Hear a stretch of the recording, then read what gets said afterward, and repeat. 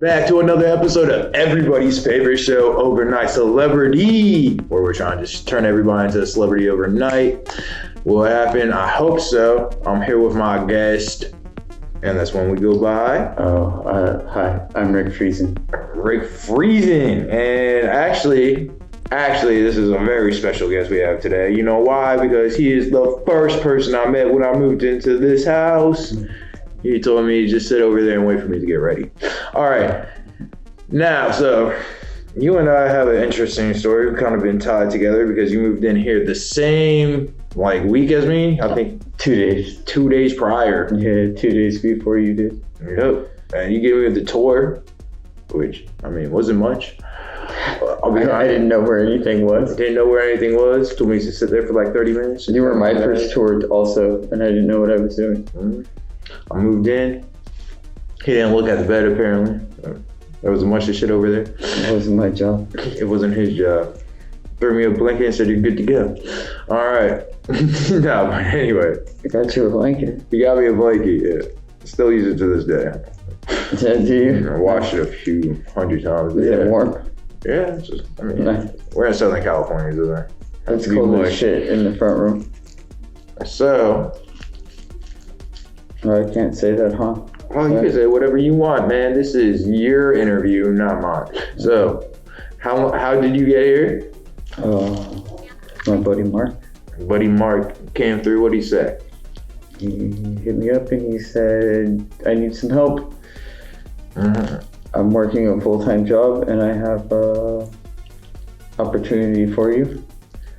And I just came to visit him.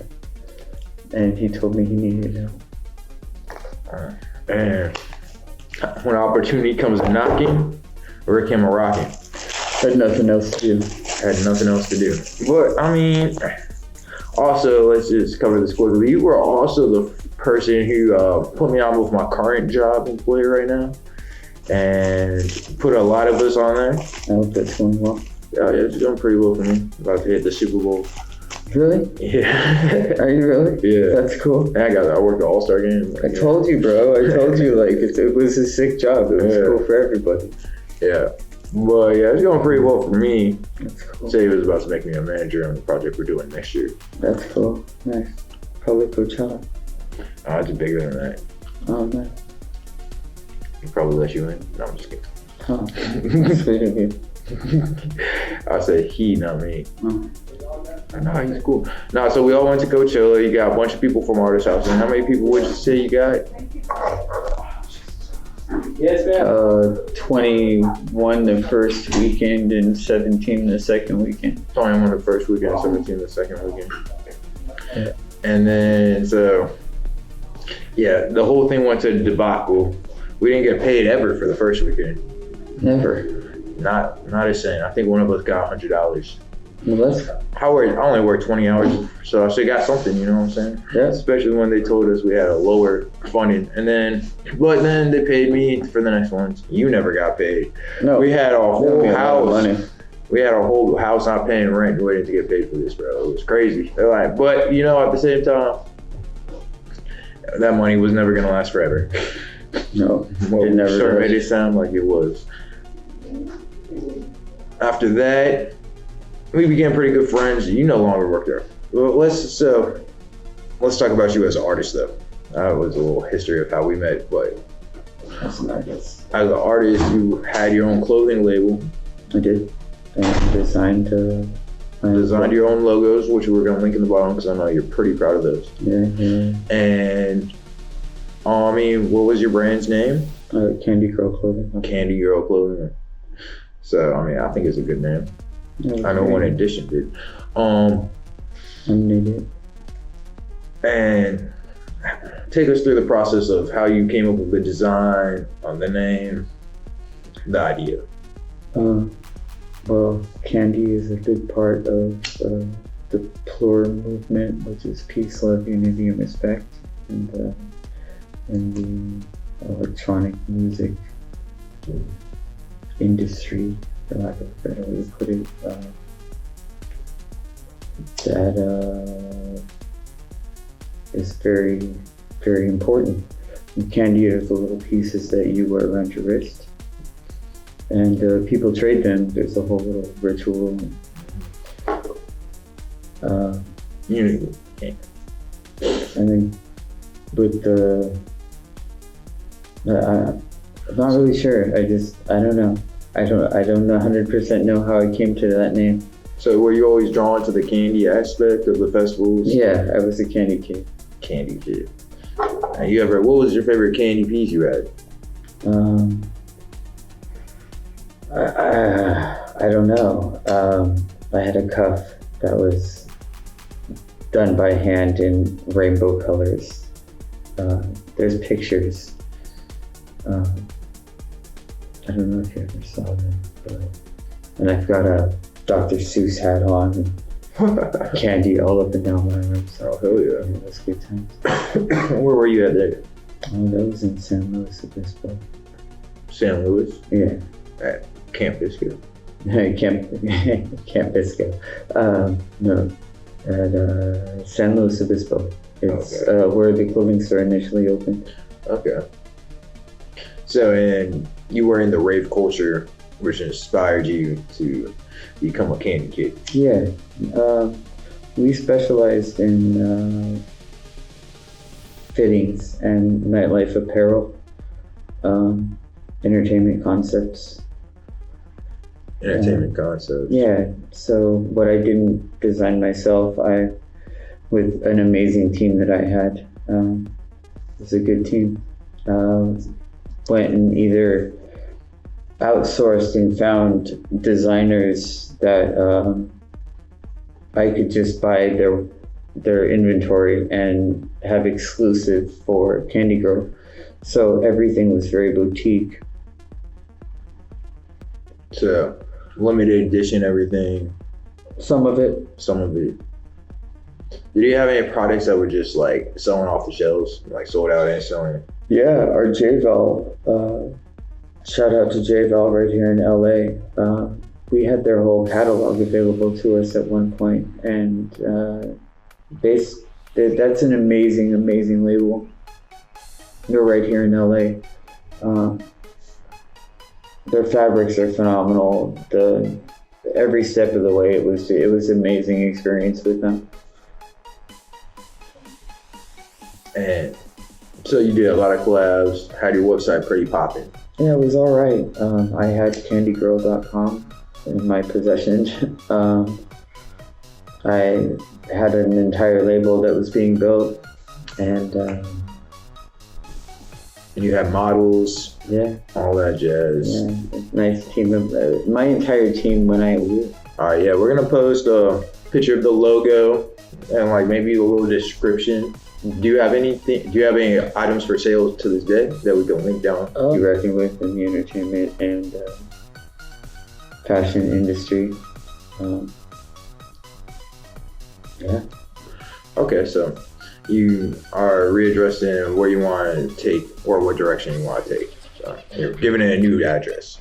Yeah, it'll be. I have to refile for the patent because. I let it lapse. I just had other priorities. And would you continue with the Candy Girl name and tradition? I will. Mainly because it was really freaking expensive to get the trademarks for. And we're going to show you those. She's very proud of those. Don't let him be modest. Like, it's a sick ass one. We got y'all. We'll show you some pictures because your website's not up. We could link like a couple pictures and stuff that you like. Yeah, no problem. All right, cool. Just I'll show you what it was like in the heyday. That was good time. That was good time. Well, I've been wanting to do that since we started. No. There's actually a video on YouTube with the Candy Girl, a commercial for our store. Yeah, we should fund that. Yeah, we can. All right, that's cool. Yeah. Okay, yeah, I think that will just about say it all. So Candy Girl's popping off at what time are you like thinking to yourself, wow, this is really doing well. I'm about to be in like Fashion Weekly, whatever. You know what I'm saying? Get my own little runway show on Hollywood. Like when are you thinking that's about to happen? Like, I mean, when I make it a priority, and currently it's not. Oh no, I was thinking was like when you were like actually really into the midst of your first go around. Oh, okay. Was that like on your mind? It was like, oh yeah, this is about to pop. Yes, in an entirely different way. Our location that we had with our store was great. There was an underground scene out there that was amazing. It gave me an opportunity to throw massive parties in caves right near the beach with the sun setting and a nude beach to the left, and like it was good times. I was in love. You were in love? I was. Well, a Kandi girl? Yeah, actually enough, yeah. I was in love.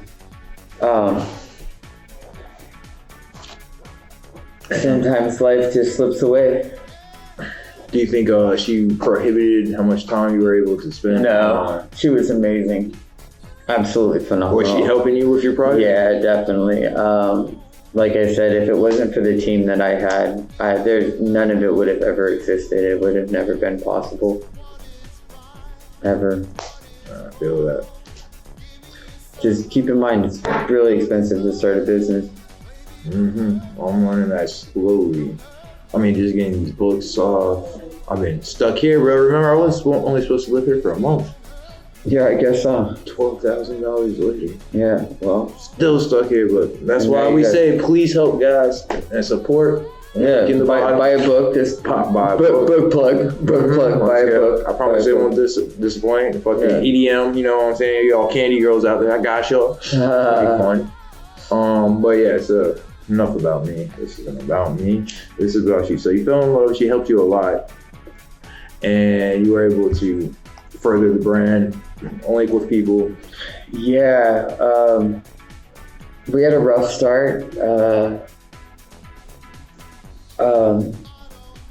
Initially, because of pure happenstance, our first trip out, which was the Serenity Gathering, their first year, shout out to those guys, that was very, very expensive. We got a huge ass tour bus and packed it full of Kandi girls and we got out there and set up the tent and everything, and there was a flash hurricane, man, out of nowhere for no apparent fucking reason. It is torrential, bro. Was your stuff set up? Yeah, and it was so bad that it took our tent and it broke the straps and it threw our tent like 100 feet out in the middle of this huge freaking field, man. It was crazy. Yeah, it was nuts. Damn. And our clothes are like from here to there, just all of our inventory, because we had them hanging on the raft to keep it down, but the wind was so nuts, bro, and just pouring fucking rain. Yeah, so you lost your whole inventory? No, I mean, it wasn't the entire inventory. It was everything that we took up there, and yeah, that's what I meant. You lost it all. The initial show pieces were thrown all over. I mean, we still did just fine. We had to make up for it, but the problem is that there was the vessel, for lack of a better word for it, fucking land yacht, pardon my French. The hills, it was bigger than the hill was, if that makes sense. Yeah. So, and it had been raining, and this is it's so hard to explain. And the fucking motorhome just got stuck between this hill and that hill, and it was floating. You couldn't move the tires at all. And it was absolute insanity. And it was 4 miles from where we were ultimately had to go, and we blocked the whole road. and nobody could get up to the party, and it was a disaster. Like, it was an absolute disaster of a weekend, and it was one of the greatest weekends of my life. Oh yeah, that's what's up. Which is crazy, right? Right. Mm-hmm. No, the great. I know, man. I'm from writing stories. It's like the worst times to make the best stories. I swear. Yeah, they do. But so you had that. So what was marketing like at one of these places? So you go to set up a show, you go to a festival, whatever you set up, and are you just marketing out there? Or do you have like some other yeah. No, the girls would go out with me, and they would flyer bomb anywhere that we were at a festival, or like my preference is like mouth to mouth. So I say words to you, and then I take you there. So the girls would go out and just meet people and bring it back to the shop, and it gave us an opportunity to do individual fittings. That was kind of our thing, is that I could fit you and personalize your entire outfit to make certain that you felt the most comfortable. And was it mainly women's clothes you were selling? A lot. We had a lot of male clothes too. Men's clothing. There we go. Pardon me. Sorry. Men's appeal. Yeah. Apparel.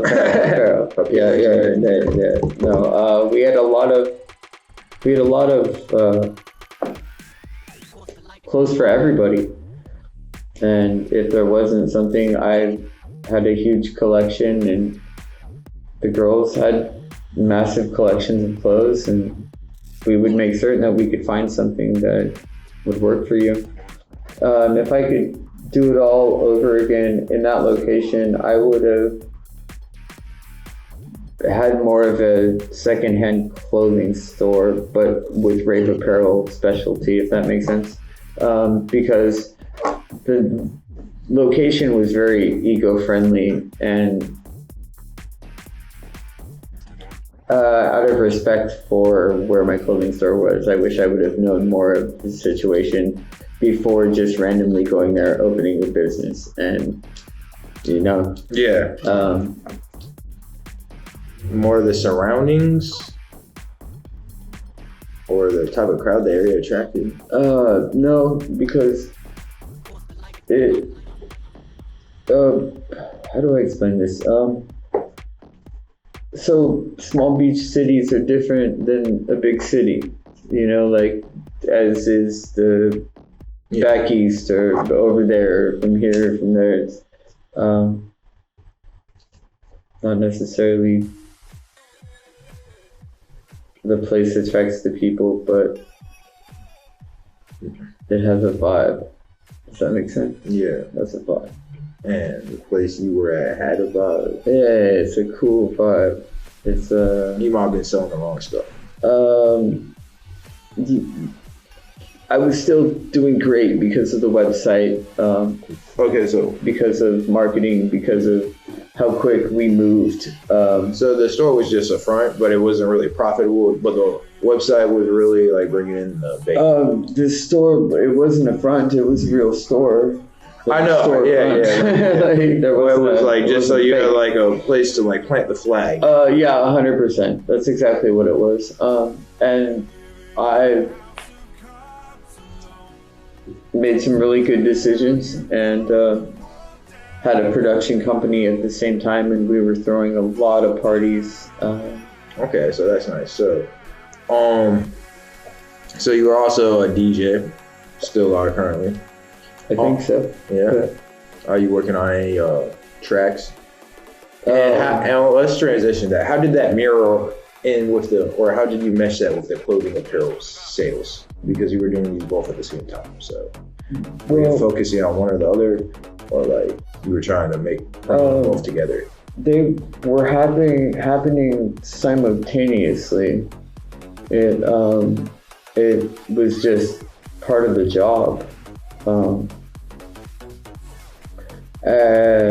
It allowed, by throwing our own parties and being in the industry, it allowed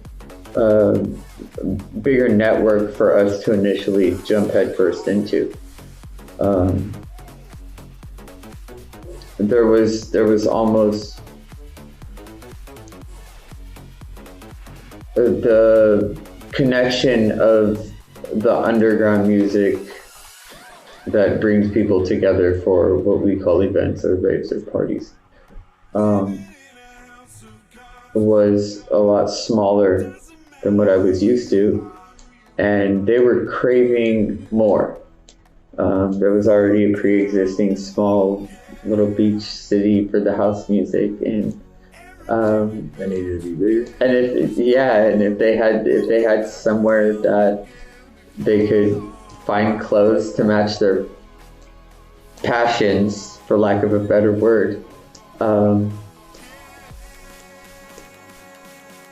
not sure how to finish that properly. Pardon me, sorry. You're good. But I understand. So it was a movement. I could believe so. You asked about the marketing earlier. The marketing strategy, I mean, I taught myself enough graphic design to be able to make my own flyers.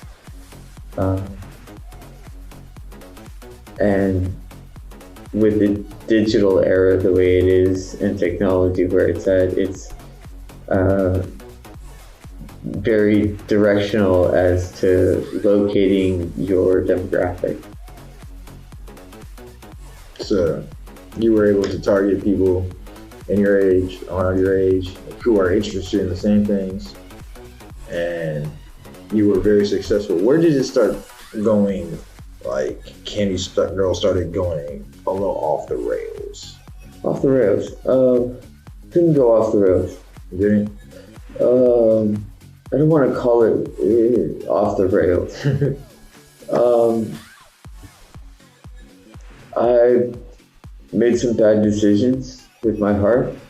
I made some bad decisions.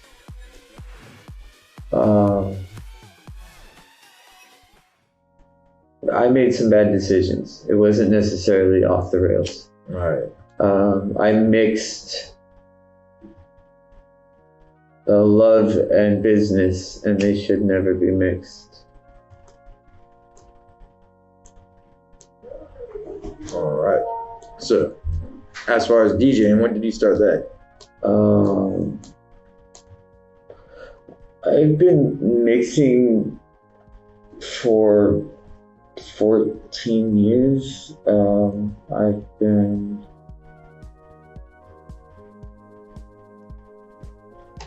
producing tracks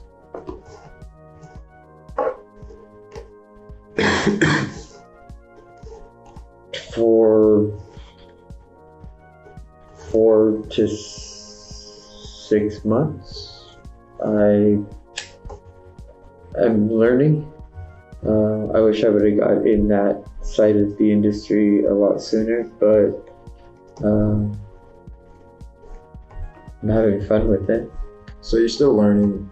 Who influenced you to jump in? No one. It's just the next step. It's just the next step. Yeah, it's just the next step. I always looked at DJing as a passion and a hobby. It wasn't until about 5 years ago that I started taking it serious. And you know the joke, everyone's a DJ these days. That's a joke. I mean, that should be. Everyone's a rapper. Yeah, it's the same way. I mean, how many DJs do we got in this house? I'm not sure. I think 5. Is there 5? 5 Yeah. DJs? That's amazing. There's Alfredo. Marsh. Yeah.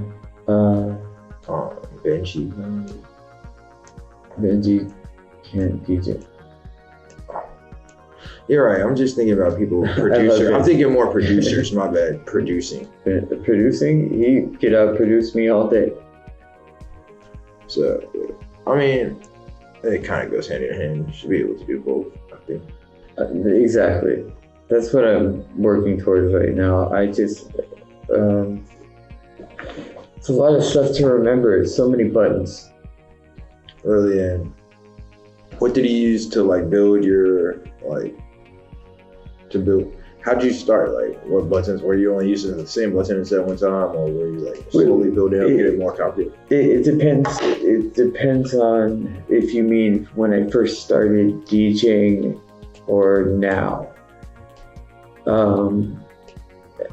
Which So now, instrument, what when you first started, hardware do you want to use in order to make it? There's a lot of really good equipment out there. And yeah, at first I just got a new machine, and learning that is nuts. what type of machine is it? It's the micro, but it was a gift to me, and I love gifts, and I didn't have one, and learning native instruments is, listen to the name. They're a little more complicated, but having the beat, the drum pad, it makes the sound of music more fun, if that makes any sense. Yeah. But when you listen to it in a whole different way. Right. And the cool thing about it is that you can take a sound sample and break it down so many times in so many different ways that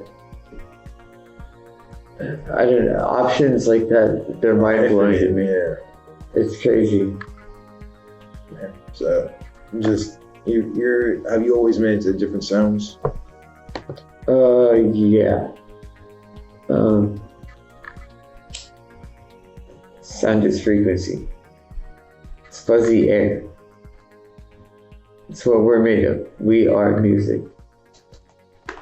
We are music. We are music. And okay, so do you ever collect different sounds on your own and put them in? Like, have you ever took a video and recorded the sound and implemented it into your music? Sound engineering? Yeah, I guess. That's what that is. No. No? No. Sound sample, if you mean like recording my own voice or someone else's and then adding it, then yes, most definitely. But no, it ain't organic sounds. No, I don't. That's why producing and I have always had this conflict. As much as I know I want to do it, I don't like hearing the same sound over and over and over. It drives me a little crazy, and I'm also a perfectionist, so I want to make certain that everything is exactly right, and I get frustrated, and I'm still trying to make that mind switch into the production world. I'd rather make something that you did sound cooler as a DJ, but I'm not the kind of person that's ever wanted to be like a mainstream go DJ. Right. I mean, you were DJing. You were really spinning out there. Thank you. I take my mixes very seriously, and I think that's the problem. I gotta learn how to let myself go a little more. Make a mistake. I mean, yeah, you have a lot to make. So, what's the most people you ever performed in front of? 2,000. 2,000. How was that? It was cool. Was it like an adrenaline rush? Like, yeah. Where were you? I was in a cave. In the cave? Yeah. Were you afraid it was about to fall? I was, and so in no way, shape, or form did I ever expect that many people. Yeah. I very dangerously put the DJ booth at the edge of the cave where a little like 6-inch drop off is. So it was like the DJ was floating and the sun or the moon would rise, pardon me. The moon would rise like right above the DJ booth as a backdrop in the hole of the cave and just sit right there. But it got to a point where I had to cut it off because there were so many people coming down that it was going to be out of our control. Pushing to the edge, yeah, man, it was crazy. Like, I'm so proud of people because that could have been nuts, but people actually, yeah, it was off the wall. Damn. With a couple other of my DJ friends, Travis Remington, Fourfold. Good guy. Fucking nice. Yeah. Nothing fun. So apart from DJing, where do you see yourself like picking the DJing? Do you actually want to produce an album, or are you just like never gonna try? No, it's not. I'm in the studio currently 4 days a week. 4 days a week? Yeah.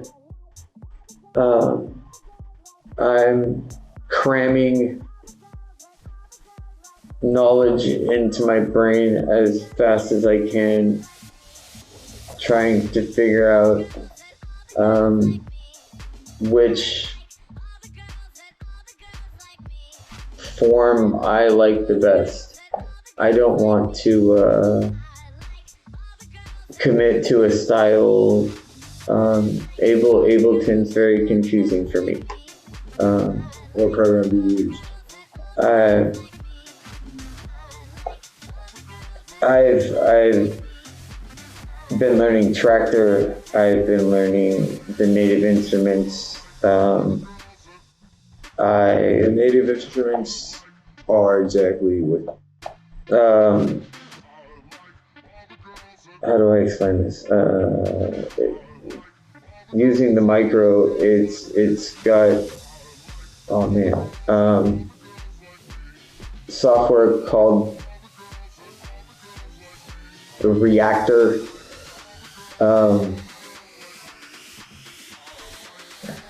I don't. That's okay. I don't 100%. What? How would you describe the sound of the native instruments? It's all right. And is it like regular? Like when I'm thinking native, I'm thinking of like regular instruments. Or is it like an intense program? No, it's external MIDI device that allows you to access an unlimited amount of sound samples from everything you can imagine. Pardon me for not, I don't remember for the life of me. You're good. So it's a lot to learn. Basically, that was the point we got across. Yeah.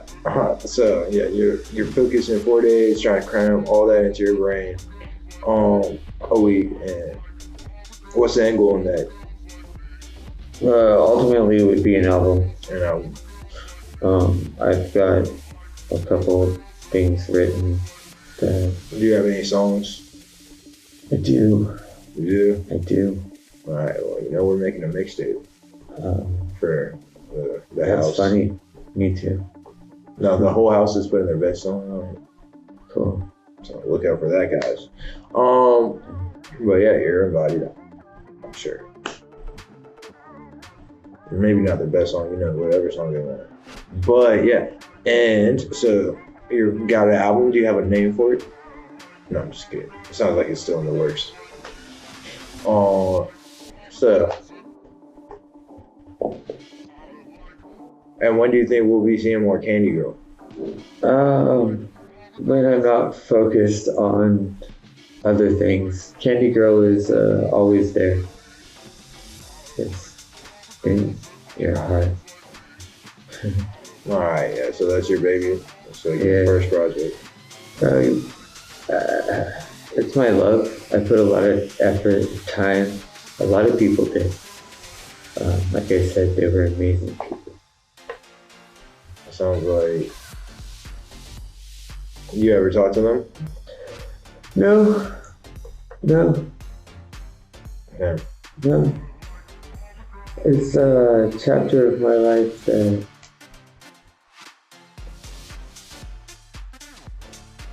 the meanings change, and we're supposed to grow.